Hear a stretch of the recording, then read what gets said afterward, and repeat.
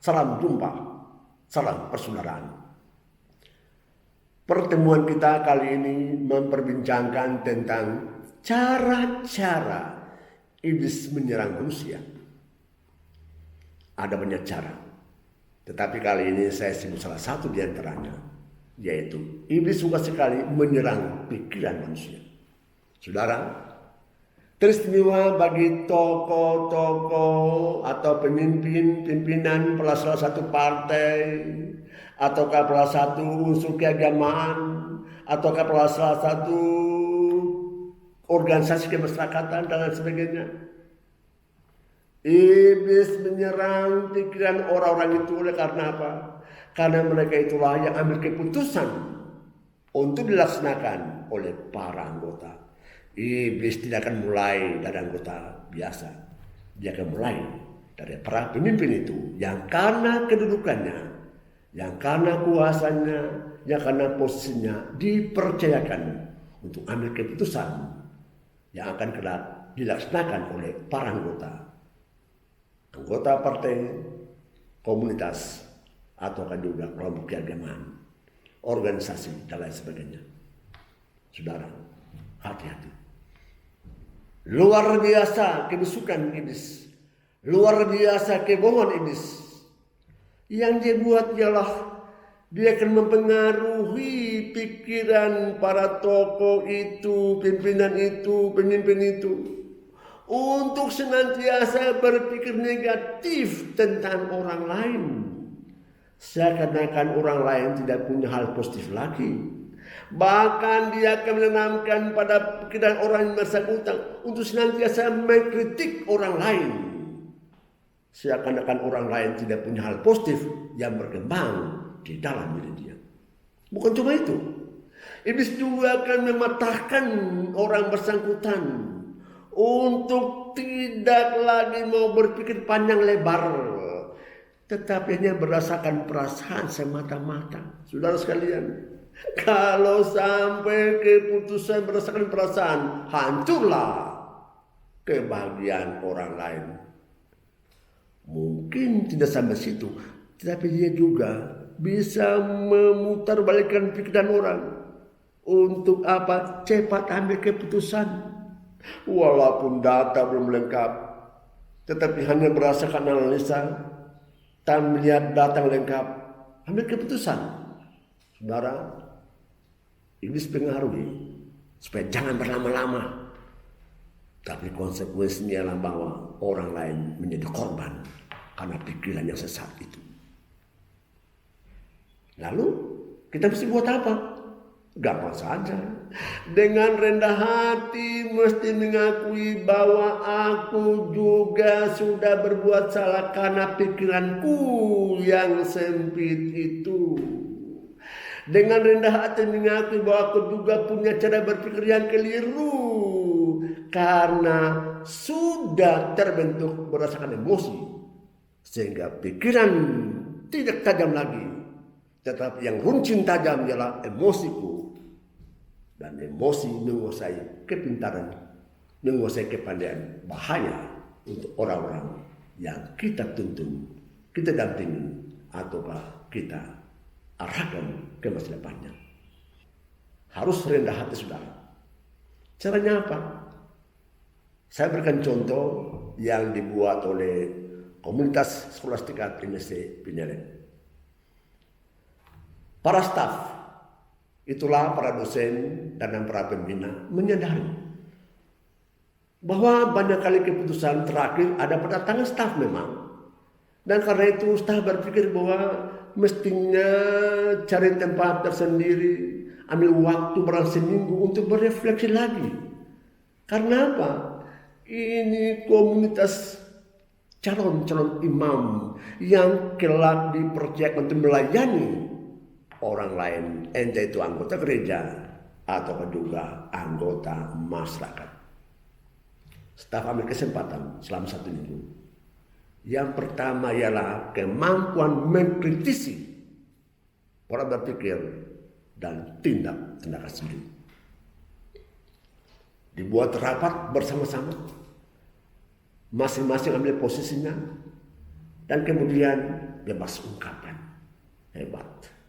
Masing-masing ungkapan dengan bebas apa yang dirasakan, apa yang dia pikirkan, dan apa yang diperbuat selama ini. Tanpa ada tekanan. Karena apa? Semua punya tujuan baik. Di bawah terang Roh Kudus. Ini para staf ini untuk melihat ke depan demi kepentingan kemajuan komunitas teristimewa para frater yang disiapkan kelak nanti sebagai imam MSC di tengah-tengah masyarakat luas. Saudara, hebat. Jadi yang pertama ialah refleksi diri pembina itu sendiri. Sesudah itu barulah kita mulai melihat lagi bagaimana keadaan para anggota. Kita berefleksi di bawah terang Roh Kudus. Minta Roh Kudus turun bimbinglah kami untuk melihat secara tajam apa yang mempengaruhi komunitas ini teristimewa. Perkembangan teknologi yang begitu pesat yang bisa memperdayakan banyak anak muda selama ini. Jangan sampai merasuk juga anggota komunitas ini. Dan semua staf pembina, semua staf baik dosen, para pembina hadir bersama-sama, membaca bersama-sama, refleksi bersama-sama, dan kemudian ajukan bersama-sama apakah langkah-langkah selanjutnya. Dari pertemuan itu dilahirkanlah kebijakan-kebijakan baru. Pokok-pokok kebijakan dihasilkan. Untuk apa? Untuk memperbaiki nanti hidup komunitas. Teristimewa cara pembinaan, cara pendampingan, cara tuntunan. Baik dari intelektualnya, menyangkut akademiknya, tetapi juga semangatnya sebagai seorang biarawan. Itulah yang Tuhan kehendaki. Memang selama ini sudah ada hasil yang kita keluarkan. Contohnya ada pelantikan lektor dan akulit. Sukacita terjadi. Karena apa? Tahap demi tahap. Lektor yang adalah langkah pertama menuju imamat. Dilantik beberapa frater. Tetapi juga ada beberapa frater yang dilantik sebagai akulit. Bahkan selanjutnya ada juga yang ditabiskan sebagai diakon. Karya Allah tetap menggema di tengah-tengah komunitas karena kita berharap pada karya Roh Kudus. Bukan cuma itu. Tahap terakhir sesuai dengan tujuan pembinaan ialah tabisan imam. Kita lihat ada juga akhirnya ditabiskan sebagai imam.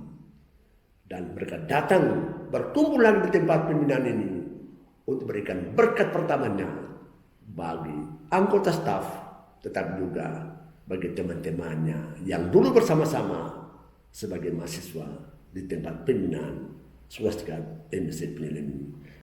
Berkatalah yang Maha Kuasa, Bapa, Putra, dan Roh Kudus turun atas para frater tingkat 5, tetap tinggal sekarang dan selama-lamanya. Semua penuh sukacita, semua penuh kebahagiaan karena apa? Hasil yang diperoleh, hasil dari penemanan, hasil dari pendampingan, hasil dari kebijakan yang diprogramkan dan dilaksanakan oleh para anggota selama ini. Sesudah kebijakan dirumuskan, lalu muncullah kesepakatan baru. Laksanakanlah semua yang sudah ditemukan dalam pertemuan rapat studi selama 1 minggu ini. Kebahagiaan terjadi karena apa? Semua kebijakan dirangkum balik dan kemudian ditetapkan untuk menjadi program demi kepentingan komunitas yang bertujuan nanti ialah supaya bisa melayani orang-orang lain sesuai dengan tingkatan-tingkatan, entah sebagai lektor, akulit, diakon, atau juga sebagai imam.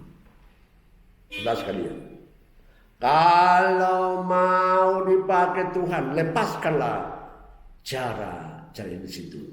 Dan caranya ialah berani berefleksi di hadapan Tuhan dan berani mengatakan, aku juga pernah bersalah. Karena pikiranku yang keliru, karena hatiku keliru. Karena apa? Aku mungkin selama ini diperdayakan iblis tanpa aku sadari. Tapi kalau bersama Tuhan, kita pasti menerima kekuatan dari Tuhan. Karena Tuhan senantiasa mau menyelamatkan kita. Sampai jumpa.